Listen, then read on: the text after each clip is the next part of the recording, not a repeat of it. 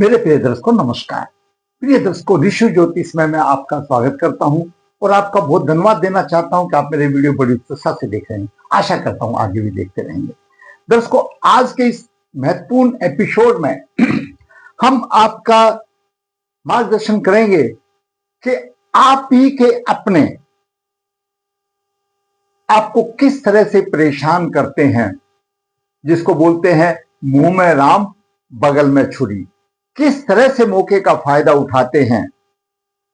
स्वयं कुछ आपकी भी कमजोरियां होती हैं और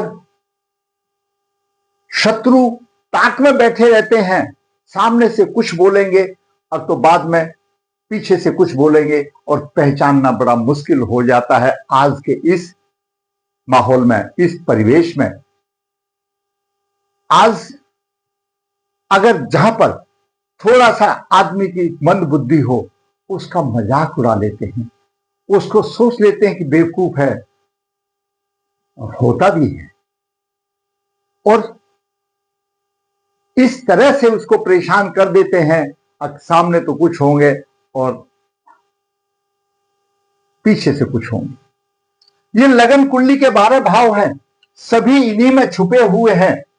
आपका कौन हितैषी है और कौन आपको शत्रु देने वाला है। लगन और लग्नेश हम बताते हैं जातक का स्वयं का प्रतिनिधि करता है। वो बलवान होना बहुत आवश्यक है। लगन के उदय अंश और लग्नेश के उदय अंश, ये दोनों ही बलवंता के कारण है। वैसे हम कितना भी ढोल पीटते रहे उसका कोई मतलब नहीं है, लेकिन लग्न उदय के अंश और लग्नेश के अंश, बाकी ग्रहों के भी अंश उसी के आधार पर फल देते हैं। और लगन का स्वामी नीच राशि में हो जाए तो ये समझो वो ऐसा पुरुष हो जाता है, किसी चौराहे पर आकर के खड़ा हो जाता है और निर्णय नहीं ले पाता कि मैंने अभी क्या करना है, मैंने क्या डिसीजन लेना है, और फिर उपहास का कारण बनता है। बुद्धू है। नीच लग्नेश वालों की खास बात होती है, वो अपना बुद्धि से कमजोर होते हैं और जो कहा जैसा मान लेते हैं। और आज के इस समय में लोग मजाक उड़ाते हैं। मार्गदर्शन भी करेंगे तो बोलेंगे कुछ और सोचेंगे कुछ, आज मैंने ऐसा कर दिया। जात बोलता है कि गुरुजी मैं परेशान हो गया, मेरी कुंडली पे क्या दोष है, मैंने भूतों को दिखाया लेकिन कुछ समझ में नहीं आया। मेरे के हर एक काम में बाधा आती है, क्यों आती है उसके हर एक काम में बाधा। तो हम विचार करेंगे उसकी कुंडली में क्या है कारण। हो सकता है आपके भी कुछ हो, आपका भी मार्गदर्शन होगा। दर्शकों, नीच लग्नेश स्वयं विरोधी को आमंत्रण देता है, तो दूसरों को सोचने पर मजबूर करता है। आखिर तो बेवकूफ है, बुद्धि कमजोर है। आप अपने शत्रु को पहचाने, कौन है आपका शत्रु, आपके साथ कौन क्या कर रहा है। कोई भी कार्य बिना कष्ट के संभव नहीं होता। क्यों है, क्या है कारण आपकी कुंडली में। दर्शकों, जातक का जन्म 12 अप्रैल 1964 शुक्ल पक्ष 6 अनुराधा चरण 1 शनिवार को हुआ। जन्म के समय पर करक लगन हुआ। करक लगन के 28 डिग्री है और मंगल नीच राशि में 4 डिग्री 36 मिनट लेकर के बैठा हुआ। शुक्र 10 डिग्री 30 मिनट लेकर के बैठा हुआ है। द्वितीय भाव में बुध 10 डिग्री और सूर्य 25 डिग्री लेकर के बैठा हुआ है। पंचम भाव में लग्नेश चंद्रमा नीच राशि में 4 डिग्री 29 मिनट लेकर के बैठा हुआ है। और पंचम भाव का स्वामी भी मंगल नीच राशि में है। छठे भाव में केतु 4 डिग्री लेकर के बैठा हुआ है। और अष्टम भाव में शनि अपनी राशि में वक्रीय 6 डिग्री 58 मिनट लेकर के बैठा हुआ है। हमने आपको पहले भी वीडियो से बताए हैं कि जब शनि द्वादश भाव में और छठे भाव में और अष्टम भाव में वक्री होता है तो धन को इस तरह से साफ कर देता है कि कोई डर नहीं। गुरु 2 डिग्री 45 मिनट लेकर एकादश भाव में है। गुरु को किसी भी कुंडली में एकादश भाव में अच्छा माना जाता है। गुरु को किसी भी कुंडली, कोई भी कुंडली हो, एकादश भाव में अच्छा माना जाता है, अच्छा उसका संपर्क बनाता है। लेकिन वहां पर गुरु भी अशुभ स्थिति में आ गया और द्वादश भाव में राहु आ गया 4 डिग्री 29 मिनट लेकर के। पहले तो दर्शकों यही देखिए एक डिग्री, एक राशि, कोई भी राशि है 30 डिग्री की होती है। लगन उदय हुआ 28 डिग्री पर, और ये 4 डिग्री, 10 डिग्री, 2 डिग्री, 4 डिग्री, ये 6 डिग्री, 4 डिग्री, ये तो ग्रह बीत चुके थे। 24 डिग्री का फर्क है, अंतर में है। ऐसा देखा जाए तो प्रभावहीन ही माना जाता है। एक सूर्य तो प्रभावी है 25 में लेकर के, वो भी अंश ज्यादा हो गए हैं, प्रभावी तो क्या कहेंगे, लेकिन something is better than nothing, ये कहना अनिवार्य है। तो लगन के उदय अंश और ग्रहों के उदय अंश में जब अंतर हो जाता है तो संघर्ष में कुंडली बन जाती है।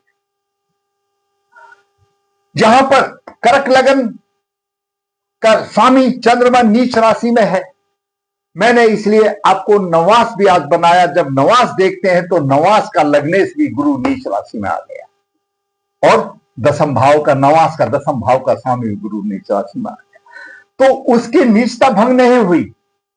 नवास में भी लग्नेश नीच राशि का चला गया, और चंद्रमा यहां पर मंगल के साथ में आ गया।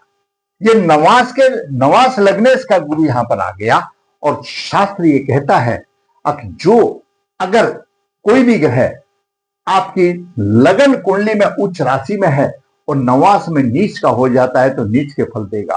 लगन कुंडली में अगर नीच राशि में है तो नवास कुंडली में उच्च का हो जाता है तो उच्च का फल देगा। नवास कुंडली एक तरफ से पूरक है लगन कुंडली का, बिना नवास के लगन कुंडली कोई नहीं होती, वो पूरक नहीं मानी जाती। तो यहां पर भी गुरु नीच राशि में आ गया। शुक्र की महादशा चल रही है 2106 से लेकर 126 तक कुछ नक्षत्र में है। अभी दर्शकों देखिए, लग्नेश नीच राशि में हो गया, कर्क राशि है, कर्क लगन है, कठिन परिश्रम करने वाले होते हैं, ऐसे इच्छित फल की उनको प्राप्ति वैसे ही नहीं मिलती, और जीवन में निरंतर आगे बढ़ने की इच्छा तो होती है लेकिन मिल नहीं पाती, भावुक होते हैं। और लग्नेश जब पंचम भाव में चला गया, नीच राशि में आ गया, शिक्षा संतान की प्राप्ति में विभिन्न बाधाओं के अलावा और कुछ नहीं है। दिमाग भी कमजोर, बुद्धि भी कमजोर, और बार बार छला जाता है, बार बार उसको लोग ठग लेते हैं, छल लेते हैं। हृदय और छाती, फेफड़ों से संबंधित रोग देगा नीच लग्नेश जातक को चौराहे पर खड़ा कर देता है, और वो सोचने पर मजबूर हो जाता है कि मैंने अभी क्या करना है।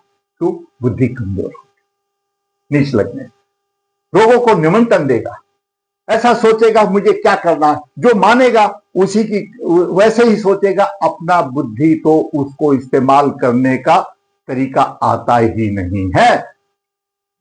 गुरु भी देख रहा है नीच चंद्रमा को, यह भी कुछ फायदा देता है लेकिन लोगों में द्वेषी बनाता है। ऐसे जातक के लोग द्वेषी बन जाते हैं, और ये स्वाभाविक बात है भाई। आज के इस युग में अगर आपने समझदार है तो जनता आपको राम राम बोलेगी, और नहीं है तो कोई भी भाव नहीं देता। तो यह नीच लगने वालों को भाव नहीं देता, ये परेशानी आ गई। जन्म नक्षत्र अनुराधा है, और अनुराधा से 22वां नक्षत्र पूर्व फाल्गुनी नक्षत्र, शुक्र स्वामी है, उसके विनाशकारी बन गया। शुक्र वैनाशिक नक्षत्र का स्वामी हो गया, विनाशकारी बन गया। और दर्शकों, कर्क लगन के लिए शुक्र एकादश भाव का स्वामी है, छठे से छठा है। आमदनी तो देगा, पैसा तो देगा, लगन में हमेशा पैसे की कमाने की धुन समी रहेगी, लेकिन छठे से छठा रोग भी देगा। और साथ में नीच मंगल बैठा हुआ है, नीच मंगल चोट आदि से परेशानी होगी। पत्नी सुंदर होगी लेकिन स्वयं ऐसा होगा, कार्य व्यवसाय में थोड़ी सी परेशानी तो रहेगी, वो एक बात अलग है। अब बात करें सूर्य बुध, तो बुद्धादिक योग बना रहा है, बुध इस थोड़ा संभाल रहा है, वो अलग बात है। केतु की भी दृष्टि आ जाती है, शनि की दृष्टि आ जाती है, तो कहीं ना कहीं हल जाता है। लेकिन मुख्य बुद्धि की बात यह है कि अष्टम भाव में शनि हो गया और सप्तमेश आ गया, और राहु से पीड़ित हो गया,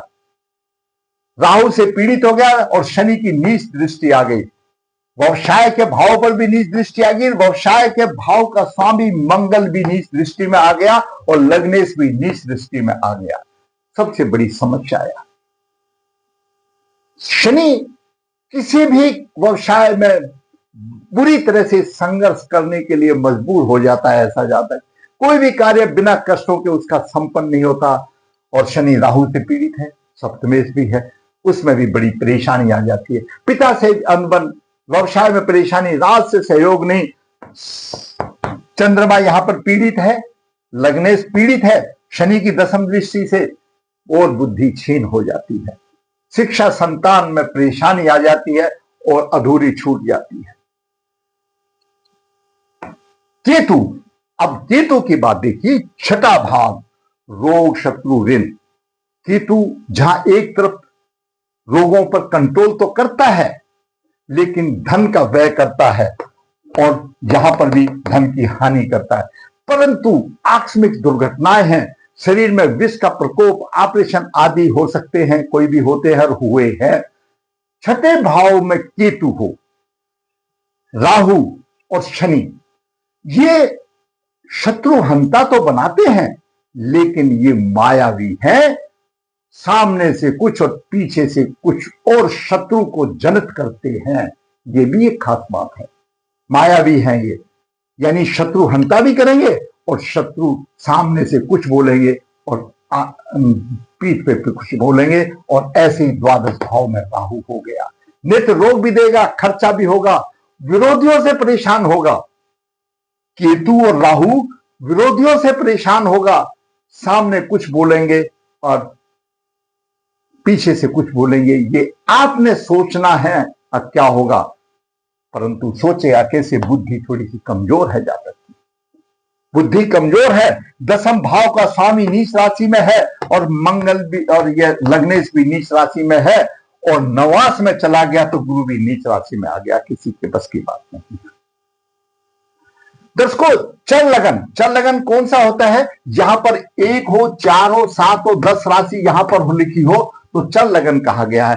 चल लगन के लिए एकादश भाव का स्वामी, और हमारे शास्त्रों का यह भी मत है कि एकादश भाव में या तो कोई ग्रह हो, लेकिन सभी की सहमति यह है चल लगन के लिए एकादश भाव का स्वामी अगर अष्टमेश के साथ में हो या अष्टमेश के नक्षत्र में हो तो बाधा उत्पन्न करता है, हर एक काम में बाधा होता है। दर्शकों, एकादश भाव का शुक्र आमदनी दे रहा, लगन बैठा हुआ है, हमेशा चिंता रहेगी, लेकिन रोग भी देगा, तो छठे से छठा है। और शुक्र यहां पर एकादश भाव का स्वामी है और पुष्य नक्षत्र में है और अष्टमेश के नक्षत्र में है, तो शुक्र भी बाधकेश बन रहा है, शुक्र विनाशकारी भी बन रहा है और बाधकेश भी बन रहा है। तो कैसे उसके जीवन में संघर्ष खत्म होगा। और शनि हर एक काम में व्यवसाय की परेशानी वाली बात कर रही, यहां पर ये उसको दिक्कत आ रही है। शुक्र भी अशुभ हो गया, शनि भी अशुभ हो गया, और दर्शकों लगन भी, लग्नेश भी अशुभता में ही चला गया, नीच राशि में चला गया। मंगल कारक ग्रह माना जाता है, पंचम और दसम भाव का स्वामी है, नीच राशि में आ गया, कहीं भी राहत नहीं। क्यों हुआ? पूर्व जन्म के कर्मों का प्रभाव, और गुरु नीच राशि में चला गया, यहां पर नवास कुंडली में नीच राशि। जो भी ये लेखा जोखा जो आपका कुंडली में बन रहा है वो आपकी पूर्व जन्म के कर्मों के आधार पर बन रहा है। आपको अशुभ कर्मों के लिए प्रायश्चित करना चाहिए, और ये कुयोग है। जहां तक बोलता है कि गुरुजी मैं क्या उपाय करूं, सबका तो उपाय बड़ा मुश्किल है करना, लेकिन मुझे एक उपाय ऐसा बता दो, मैं आज वो एक उपाय बता देता हूं। आपकी कुंडली में कितने भी कुयोग होने दो, प्रायश्चित करने के बाद आपको गन्ने के रस से शिव जी का जल अभिषेक कीजिए। हर एक किस्म के जो कुयोग हैं वो उनसे आपको भगवान शिव छुटकारा अवश्य दिलाएंगे, ये मैंने अनुभव में लिया। श्रद्धा तो आपकी है, मैं तो सिर्फ आपका मार्गदर्शन कर सकता हूं। तो दर्शकों, इस जातक को ये परेशानी आ रही है, दसम भाव का स्वामी नीच राशि में, लग्नेश नीच राशि में आ गया, और सप्तमे शनि राहु से पीड़ित हो गया, वक्री हो गया, धन की हानि होगी, और केतु और राहु यहां पर अपने धोखा देते हैं, मुंह पे कुछ और बोलते हैं। उनमें से आपको पहचानना है कि आपका शत्रु कौन सा, आपको देखना है, तब जाकर। दर्शकों, इस छोटे से वीडियो में मैंने जातक का मार्गदर्शन किया, क्या दोष है उनके विषय में बताया, उपाय भी बताया। जब तक इसके प्रायश्चित नहीं होगा पूर्व जो अशुभ कर्मों का, तब तक राह आसान नहीं होगी। और प्रायश्चित करने के बाद मैं आपको विश्वास के साथ कहता हूं कि गन्ने के रस से शिव जी का अभिषेक करें तो आपको कुछ ही दिन में रात दिन चौगुनी उन्नति होने लगेगी। वही एक आपके लिए सहारा है। अपने आप को कर दो उनके अर्पण और फिर देखिए 3-4 महीने में आपको क्या प्रभाव मिलता है। अगर आपको मेरा वीडियो अच्छा लगा तो भाई मैं आपसे आग्रह करूंगा, आप लाइक कीजिए, दोस्तों को शेयर कीजिए और जिसने चैनल सब्सक्राइब नहीं किया सब्सक्राइब कीजिए ताकि आने वाली वीडियो मेरी आकर के आपका मार्गदर्शन कर सके। धन्यवाद।